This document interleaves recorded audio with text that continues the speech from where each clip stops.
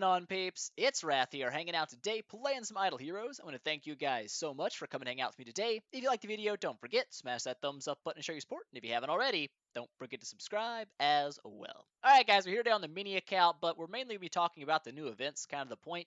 Before we jump into that, though, we do have a new patron on the channel.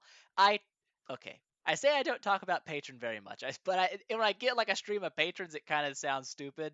And someone pointed out in my comments like, hey, I got a new patron every day. I don't talk a lot about Patreon except for every day. So I try not to talk a lot about Patreon because I don't really like to, I don't know, advertise it. But if I get a new patron, I can't just not say anything. So today, Ben Richardson, big thank you for supporting the channel. It does mean a lot to me. I very much do appreciate it. Helps me keep this whole dream alive, and I love that. So big thank you to Ben. I'm pretty sure I got your name right. I feel very confident in it.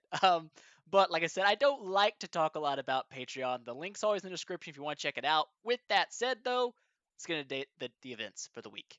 Ooh, I was going to say today's events, but I guess they're kind of the week's events. Whatever. You get the idea. So here we are. We're on the PC again, by the way. So hopefully I've fixed the audio and it sounds a little bit better. That's the idea. We shall see. But anyways, first things up, value packages. Nothing really special here. Just kind of your normal value packs for when you have item exchange. This time it's the Crystal Altar. But you get some profit orbs, you get some gemages, you get some event currency. The main thing to look at though is what's in the event. Kind of duh. So the Big Daddy reward is going to be the Demon Bell. Really solid PvP artifact. Not so great in PvE unless you put it on a Hartwatcher that's either not 9-star. Pretty much any Hartwatcher that's not 9-star can benefit from it in PvE. But other than that, there's not a lot of use for energy artifacts in PvE. I mean, I'm sure there's some cases where it's kind of nice, but it's mainly a PvP-based artifact. Also, I guess it works kind of in the tower too. Not bad there. But their energy artifacts are pretty good. They're very expensive. Normally, you cannot get this reward without spending money. The other ones, though, Mim, usually you can get. I'm not saying usually. I've seen people free to play up to 3,000 and be able to buy that reward. It's not common. I never really get there. Usually I end right around this range. Hartwatcher in Valentino range without spending money. So if you guys don't want to spend anything, you can still pick up a copy of either Valentino or Hartwatcher. We'll talk about those guys in a little bit. A crew skin, which I do have on a main account. Not on this one, but it's pretty cool. I kind of like that. I think it looks pretty cool. Anyways. If you don't have a skin, I wouldn't really recommend buying skins. Honestly, there's better stuff to spend on it, like orbs. Honestly. But the rest of the stuff down here, the only thing you really honestly should buy if you can't buy a hero is orbs. Some people say buy heroic summons, and it's kind of like if you really want to, you can, but the orbs are going to pay you back much more. You know what I'm saying? You have a better drop rate for your heroes. You can target a faction to get heroes in. And when you use them, not only do you help complete events, but you also get Prophet's Blessings when you use them to help re-roll heroes to try to get even, get those copies that you're looking for. So I feel like if you can't make it to a hero like Hartwatcher or Valentino, your best bet is orbs. If you don't want to buy orbs, obviously you can buy heroic summons. I would avoid the super chips because they're not very super. You're more likely to get gold or monster blood than anything else, and in that case, you might as well just buy the gold. Just buy the gold. Anyways, yeah, it's just one of those things. If you're not going to make it to a hero, I always recommend you buy the orbs. They're very important and very good for your progress.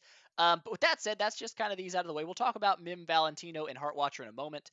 The Mysterious Chest. Now, there's been some nice changes here. Actually, some really nice changes. The first chest is the same as it's always been. 5 heroic summons, 5,000 promotion stones for 500 gems. Literally the cheapest offer in the game for heroic summons. And on top of the heroic summons, you're also getting promotion stones. So it's not a bad chest for anybody to pick up. But they've reduced the cost of these other ones. The second chest used to be 1,500. It actually used to be 2,000. They nerfed it to 1,500, and now they've brought it down even further to 1,200 gems, which is actually, I think, ideal. It's honestly where it should be. 5 super chips, which are pretty mediocre. Let's be honest, they're pretty much called mediocre chips. They should be, whatever. But you also get 2 pieces of the orange 4-star gear. Very solid gear, especially for a new player. But what I would recommend you do before you pick up this chest is to make sure you get this one. And that's the 2,400 gem chest. Used to be a 3,000 gem chest. They brought the price down to 2,400, which is absolutely fantastic. It was a great deal at 3,000, even a better deal now. So 8 profit orbs, hot news. Plus, the other 2 pieces of the 4-star orange gear you don't get in chest number 2. If you're a new player, like you're brand new to a server, you don't have a lot of gems saved up. Like if you've got enough gems to buy the big chest and everything too, go ahead. If you don't, this is priority number 1 right here because it gives you profit orbs plus 2-piece gear. The orbs are like the best. They're going to help you more in your events later. It's just go for the orbs. And if you still have some left over, go ahead and pick up this full set. Go ahead and do it. The last thing you should buy would be the heroic summons, just because. Now, if you're really hard up for promotion stones, I mean, it's a great deal.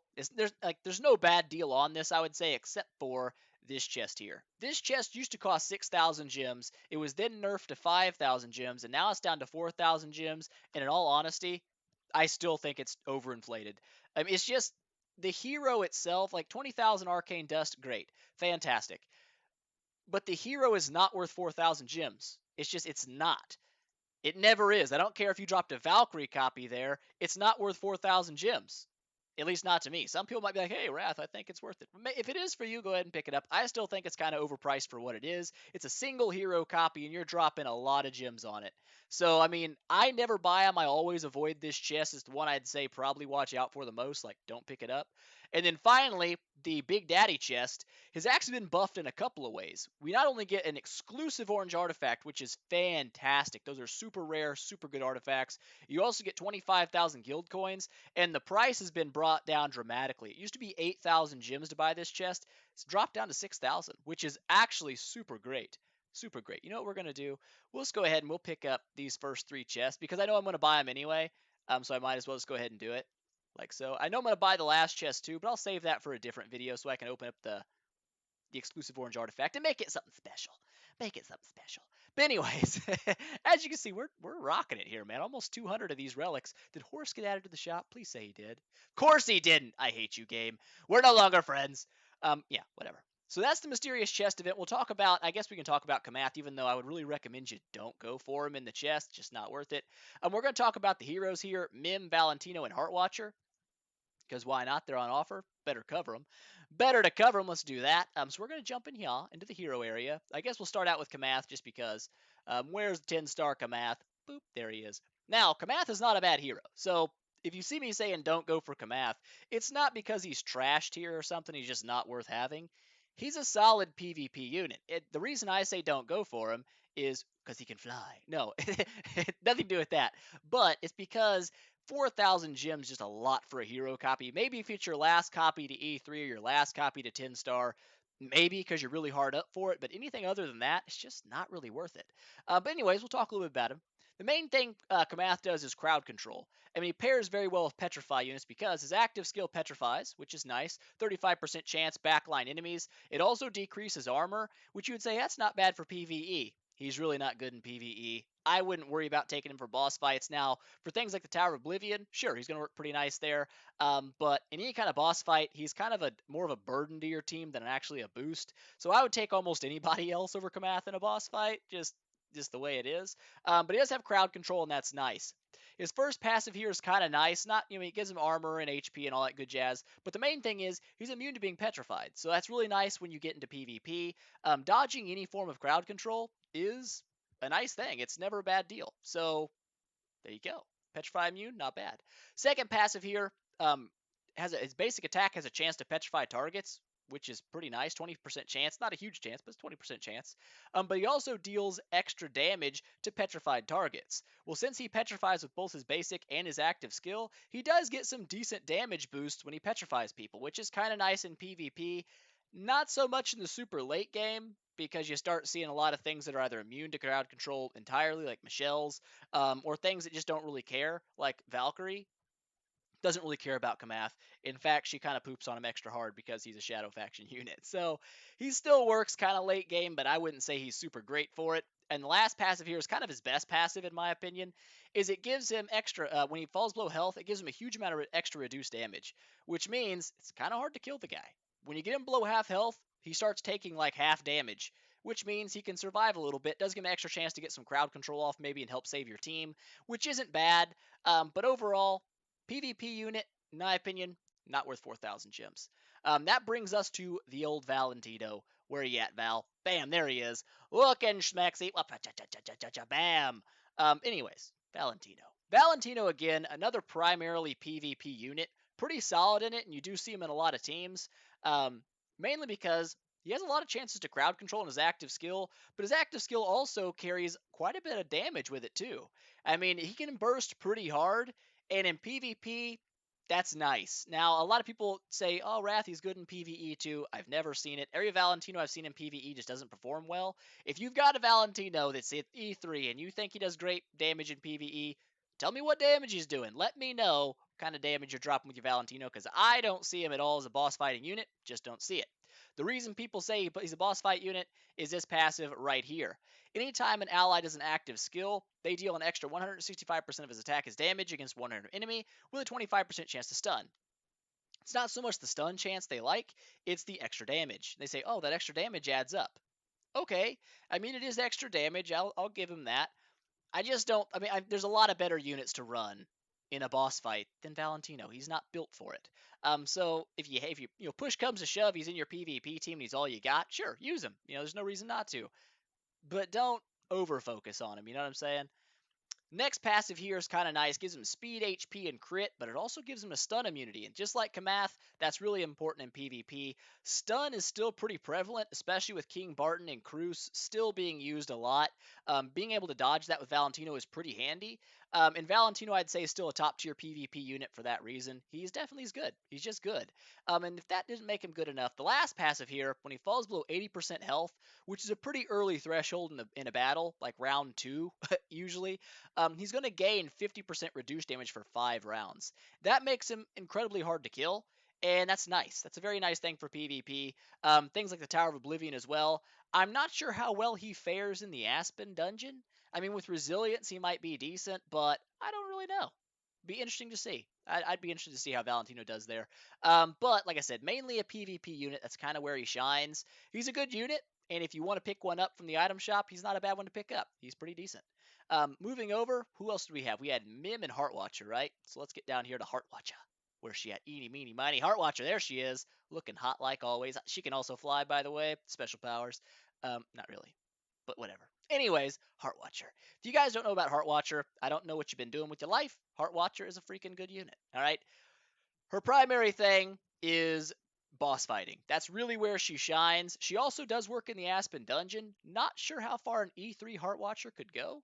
I would say she could probably break into Hell, but I don't know how far after that she would go. I've never had one, so I don't know. At least not on official servers, I haven't had one, so I don't know. But anyways, the big thing that's good about Heartwatcher is, one, she has an attack strip on her active skill. That's super handy in in-game boss fights like in Pray for Fire, where the bosses hit really hard. Being able to break their attack is super important to keeping your team alive in most situations. Heartwatcher does that, but the big thing about Heartwatcher is her damage stacking. When she pops her active skill, she puts a mark on enemies that increases their taken damage by 45% and it stacks up to 300%, which is 4 times normal damage for your team. So if you go into the fight hitting for 100 grand, by the end of the fight, you're hitting 400,000. That's a lot of damage. It's not bad. It's a great way to boost your team's attack and your damage versus guild bosses. And that's kind of where Heartwatcher's big role is. She's mainly for boss fighting. That's her big thing. Her first passive, just kind of a run-of-the-mill passive attack, crit, and HP. The second one here is going to be kind of important for her self-sustain. Anytime she hits a critical attack, whether it's a base attack or active skill, she heals herself by 280% of her attack as HP. This is where her Aspen viability kicks in, because when she crits, she heals. So if you have a very crit-heavy Heartwatcher, she's going to get a lot of healing, and it keeps her alive. Some nodes still destroy her, like Field will absolutely wreck a Heartwatcher when you get to Nightmare mode. There's things you got to watch out for, because she still is a pretty squishy unit with decently low HP, not a lot of armor, so she can get nuked pretty hard, but she does have a decent amount of sustain, so it's not bad. The last passive here, her basic attack targets 2 random enemies, and it also is going to tag them with the Watcher mark, but it's only a 35% Watcher mark, so not bad. And again, those cap at 300%. So anytime she attacks, whether it's basic attack or active skill, she is stacking marks on people. The reason I said it's not a bad idea to have a Demon Bell on Heartwatcher is because her active skill will break attack on the opening hit, but it also give you 10% extra taken damage on that very first round, which is nice. It gives you a little extra damage right out the gate. So That's why I think Demon Bell's decent on Hartwatcher.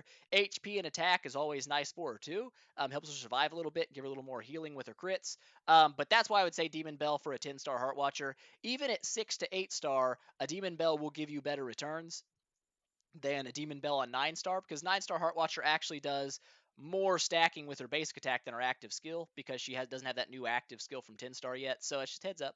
But that's Heartwatcher. Fantastic PvE unit, great for boss fights, pretty solid in the Aspen dungeon as well, but not really a PvP unit. She can work against certain teams, like back when the Dantalian cheese was kind of popular. She was great for dealing with that because she just stacked damage on him and then your team would obliterate him. One thing I do want to say, because people ask me, like, what's wrong with my Heartwatcher? She doesn't hit very hard. She doesn't. That's not Heartwatcher's job. She's not a damage unit. She's a support role. That she supports. That's her job. She's support role, not damage role. She just stacks damage for your team, makes your whole team deal more damage. That's why she's good. It's not that she herself hits super duper hard. It's that she adds damage to your team. So that's Heartwatcher. Finally on the list, the last daddy here is Mim. Now Mim's he used to be, he's still pretty solid. He's still a freak beast, but he does get countered pretty hard by Valkyrie. Now, he also can counter Valkyrie. It's kind of a weird relationship because, well, we'll talk about him. Active skill, straight up, heavy nuke damage. 400% of his attack is damage to one random enemy. Not bad. If the target's in the front line, it takes away 75% of their armor and petrifies them for 2 rounds. Now, if Valkyrie's in the front slot, that's not a super great thing. It does make her easier to kill with reduced armor. It does, make it obviously easier to nuke your Valkyrie, but petrifying Valkyrie heals her and also damages the enemy team. So it's kind of a give-take with him when he fights Valkyrie in the front line. If it's back line, it reduces their attack by 30% and speed by 80 for 3 rounds. Now, if your Valk's a backline Valk, this doesn't really affect her at all. The attack reduction doesn't help her, of course. It makes her heals a little bit less, but the speed reduction, the speed reduction can be pretty nasty too. It's not good for anybody to get hit by this, but if you had to choose a place for your Valk to be to fight a Mim, I'd say backline's probably the safer option. That's just for me. That's what I'd say. Anyways, first passive here, just kind of your normal passive, HP. But this one gives him 30% reduced damage, which is pretty nice. 60 speed and 100% control immunity. This is one thing that's really good about Mim is you can't crowd control him. He's uncrowd controllable and he has decent reduced damage, which is pretty handy for keeping him alive, and you'll see why that's important later. First up, I guess third up, whatever. Basic attack targets the enemy with the lowest HP, so whoever's hurting the worst gets hit, which kind of sucks for them. Deals 140% of his attack as damage, but also reduces the target's energy by 60%. That's actually pretty nasty, and it's useful in more situations than you'd think it is. Even when it comes to boss fights sometimes, that's not bad. Reducing energy means they're not going to get their active skills. That can save your butt. Trust me, it can definitely be nice. But also when you pair that with the armor reduction for frontline bosses, that can also be a pretty good deal.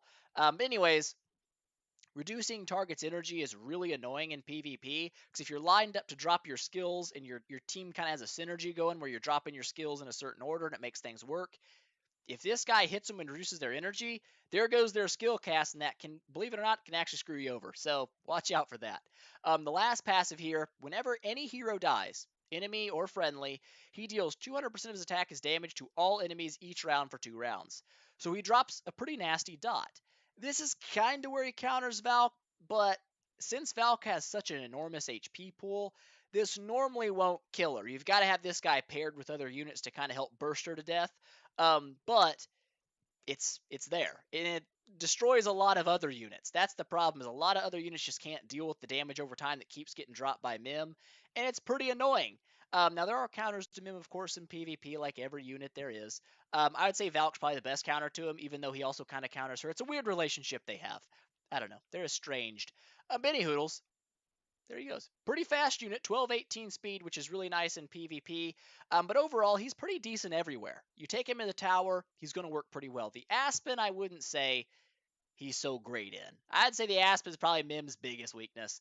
But in boss fights, he does have utility. Stripping armor is actually pretty nice. When he hits backline units, he debuffs their attack and their speed. Speed, not so important, but nerfing their attack, not bad. So he works in PvE. He works in PvP. Is a pretty well-rounded unit, actually, and a lot of people like to build him. Now, being a dark hero, it's very hard to do, especially if you're a free-to-play player. Good luck with that. It's not going to be easy, but That's just kind of my analysis of Mim. Pretty solid unit. If you get to 3,000 points, he's not a bad one to pick up, unless you're like a free-to-play player and you know there's just no hope of you getting 7 copies within the next, I don't know, year and a half, 2 years. Maybe you'd rather just buy orbs or buy the Valentino, the Hartwatcher, and orbs, something like that. Up to you guys. But that's the units that are on offer during the event. Just wanted to pop that in there. See if I can't get any more of those altar crystals. I can. I got 4. That's hot news. Give me those. Give them to me. How many we got now? How many we got?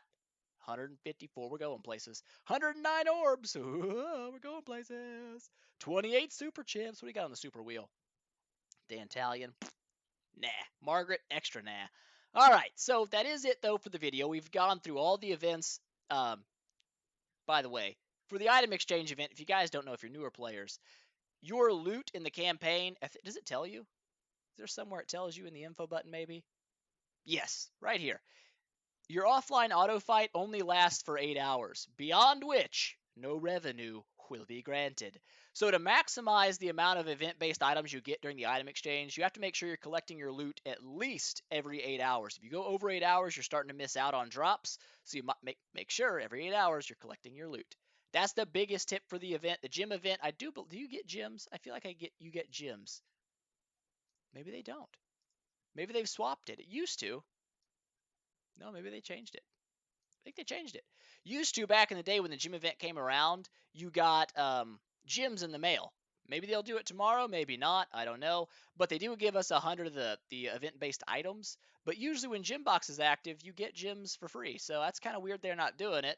I don't know. But they did reduce the price, so I can't argue. It's still a better deal in my opinion. But that is going to be it for today, guys. I hope you enjoyed it. If you liked the video, please make sure, smash that thumbs up button and show your support if you haven't already. Don't forget to subscribe as well and tell your friends about it because that definitely helps me out a lot. And I will see you guys in the next one.